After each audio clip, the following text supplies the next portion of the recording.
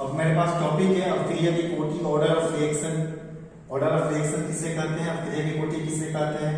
किसी भी रासायनिक अवक्रिया में उपस्थित अवक्रिया के वेग व्यंजक या दर समीकरण में उपस्थित अभिकारक की सांद्रता के पदों के घातांकों के योग को अवक्रिया की कोटि कहा जाता है। इसमें क्वेश्चन दो तरीके से पूछा जाता है। अगर ये क्वेश्चन आपके पास मान लीजिए a plus B arrow product question है मेरे पास, अगर बोल दिया कि इसका ऑर्डर ऑफ रिएक्शन कैलकुलेट करने के लिए, ऑर्डर ऑफ रिएक्शन कैलकुलेट करने के लिए तो सबसे पहले इसको हमको रेट इक्वेशन में लिखना पड़ेगा इस रिएक्शन को।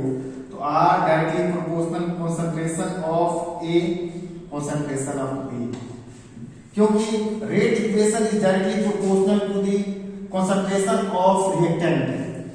कंसंट्रेशन ऑफ रिएक्टेंट, अब हमारा ये क्या होगा, डायरेक्टली प्रोपोर्शनल को जब इस वैल्यू में बदलेंगे तो A की R यहाँ पे K कांस्टेंट के concentration of A concentration of B, where K is equal to rate constant।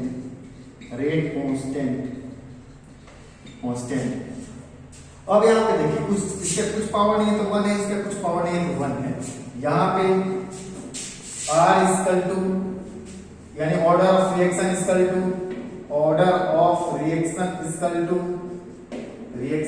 हो जाएंगे 1 प्लस 1 यानी ऑर्डर ऑफ रिएक्शन 2। ये हमारा दूसरा तरीका का क्वेश्चन पूछेगा इसमें। अगर ये हमारे पास सपोज दैट आपके पास क्वेश्चन है R is equal to K N2 और H2 का ऑर्डर ऑफ रिएक्शन, यहाँ पे 1/2 डाल दिया। ऑर्डर ऑफ रिएक्शन निकालने के लिए तो यहाँ पे कुछ नहीं करना है। ऑर्डर ऑफ रिएक्शन निकालने के लिए जनरली आपको यहाँ पे concentration of N2 concentration of H2 दिया हुआ है, दोनों हमारा रिएक्टेंट है। तो रिएक्टेंट का जो हमारा पावर आता है उसको मैं सिंपली ऐड कर दूंगा, यानी क्या हो जाएगा, इसका पावर कुछ नहीं तो 1 प्लस 1/2 में 1 जोड़ दूंगा 3/2, इसका ऑर्डर ऑफ रिएक्शन हो जाएगा। इसके आगे है प्रथम कोटि की अवक्रिया के वेग / दर स्थिरांक के लिए व्यंजक कैसे निकालते हैं। परीक्षा में जनरली ये क्वेश्चन पूछा जाता है, ठीक है। तो सबसे पहले अगर मान लीजिए कोई हमारे पास रिएक्शन है A एरो प्रोडक्ट, प्रारंभिक सांद्रता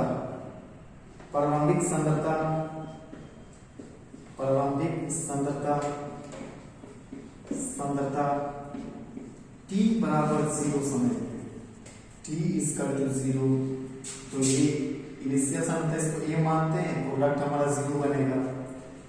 T समय बाद की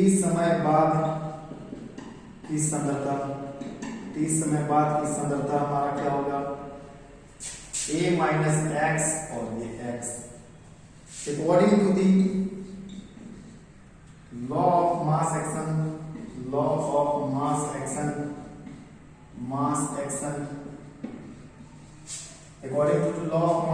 क्या होता है, dx बट्टा A minus x directly proportional होगा dt के, ठीक है।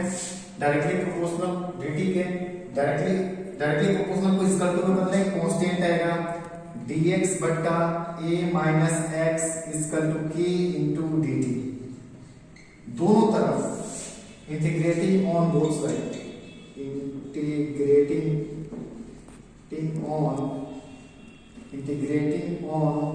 Both side, both side we get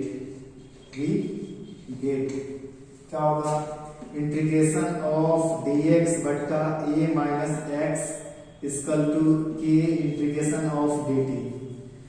integration of dx यहाँ पे इंटीग्रेट करेंगे, इसको क्या आएगा, minus log mod A minus x equal to k into dt का integration t plus i।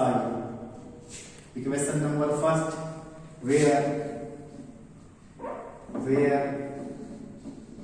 I is equal to integral constant when x is equal to 0 comma t is equal to 0. After then minus log mod a is equal to I. Equation number 2, समीकरण 2 के मान को putting the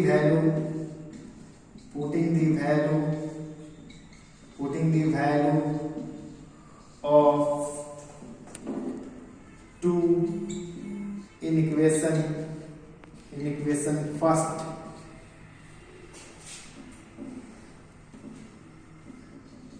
we get क्या होगा, implies that minus log mod a minus x is equal to kt plus यहाँ पे होगा minus क्या होगा log mod a, माइनस में इधर आएगा तो प्लस में हो जाएगा,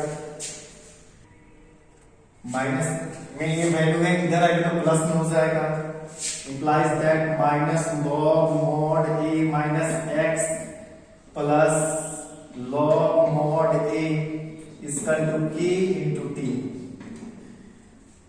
फॉर्मूला यहाँ पे इसको ऐसे भी लिख सकते हैं, implies that log mod a minus log mod a minus x is equal to k into t. मैंने क्या किया, प्लस वाले को यहाँ पे लिख दिया, माइनस वाले को यहाँ पे लिख दिया, इसका k into t. फॉर्मूला होता है log m minus log n is equal to log m बट्टा n. तो उसी तर्ज पे यहाँ पे क्या हो जाएगा, log a बट्टा a minus x is equal to k into t. यहाँ पे k को बाहर निकालेंगे, t हमारा मल्टीपल में इधर आएगा तो भाग में, यानी k is equal to हो जाएगा 1/t log a बट्टा a माइनस x. अब यहाँ पे कहने का मतलब इसका बेस हमारा e होता है, एक्सपोनेंशियल फंक्शन होता है, log m के बेस पे सब कन्वर्ट इसको करते हैं तो k is equal to 2.303 divided by t log a divided by a minus x.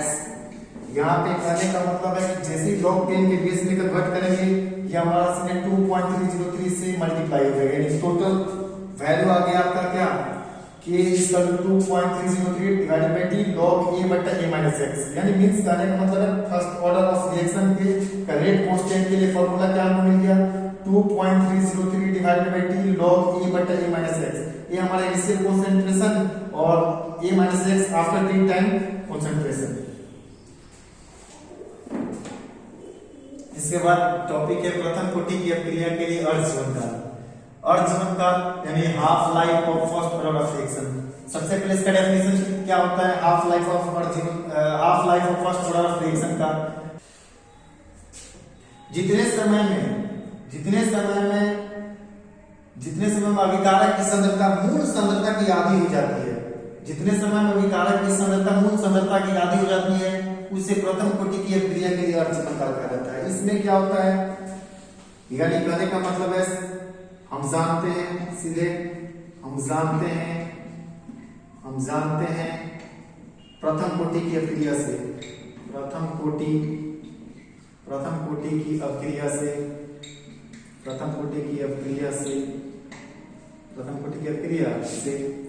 क्या होता है, प्रथम कोटि की अभिक्रिया से यहाँ पे हो जाएगा k is equal to 2.303 divided by t log a बट्टा a minus x. और जितने समय में अभिकारक की सांद्रता मूल सांद्रता की आधी हो जाती है उसे अभिक्रिया का अर्ध जीवनकाल कहते हैं. प्रथम कोटि की अभिक्रिया का अर्ध जीवनकाल यानी समय हमारा हो जाएगा t बराबर t हाफ, यानी अभिक्रिया के अर्ध जीवनकाल के लिए अभिक्रिया के अर्ध जीवनकाल के लिए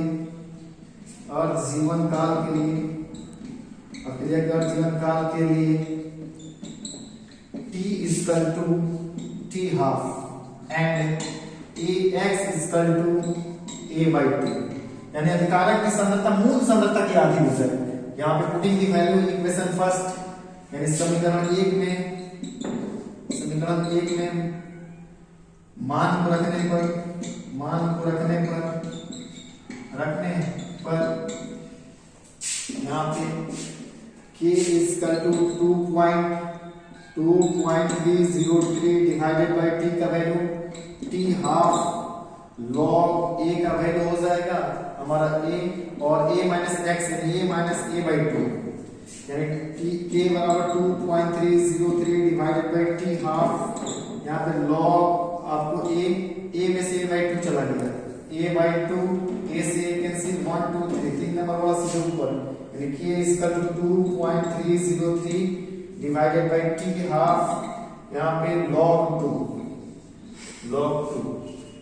यहाँ पे आएंगे सीधे यानी t हाफ इक्वल टू हो जाएंगे 2.303 log 2 का वैल्यू होता है log 2 इक्वल टू 0.301 यहाँ पे वैल्यू 0.301 डिवाइडेड बाय k यानी t half equal to multiply करने पे 0.693 डिवाइडेड बाय k ये हमारा है अपक्रिया के प्रथम कोटि के अर्धचालक का फॉर्मूला यानी t half equal to 0.693 divided by k where k equal to rate constant.